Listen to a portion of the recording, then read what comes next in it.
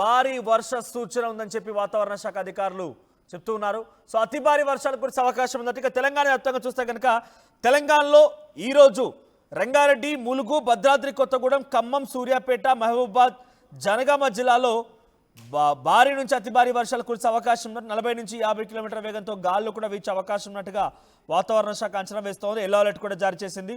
ఒకసారి ఏపీ వ్యాప్తంగా ఎటువంటి పరిస్థితి తెలుసుకుందాం. శివరామకృష్ణ అందుబాటులో ఉన్నారు. శివరామకృష్ణ, ఏపీలో ఏ జిల్లాలో పరిస్థితి ఎలా ఉంది? ఈరోజు ఎటువంటి అలర్ట్స్ కొనసాగుతున్నాయి?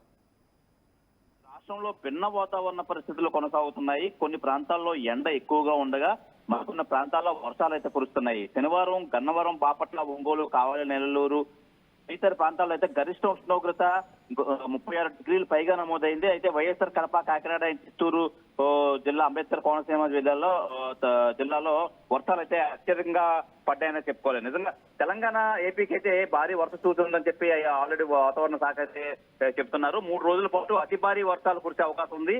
అలాగే ఈ నెల 13 పశ్చిమ మధ్య బంగాళాఖాతంలో మరో అల్పపీడనం, 13, 14, 15 తేదీల్లో తెలంగాణలో అతి భారీ వర్షాలు కురిసే అవకాశం ఉందని చెప్పి వాతావరణ శాఖ అయితే ఇప్పటికే తెలియజేశారు. హైదరాబాద్ సహా పలు జిల్లాల్లో ఇప్పటికే దంచు పడుతున్నాయి ఈ వానలు అని చెప్పాలి. ఏపీలో అల్పపీడన ప్రభావంతో రేపటి నుంచి 14 వరకు భారీ వర్షాలు కురిసే అవకాశం ఉందని చెప్పి వాతావరణ శాఖ తెలియజేస్తున్నారు. కోస్తా రాయలసీమ పలు చోట్లయితే పిడుగులతో కూడిన వానలు అయితే పడతాయని చెప్పి అయితే తెలియజేస్తున్నారు మనోజ్.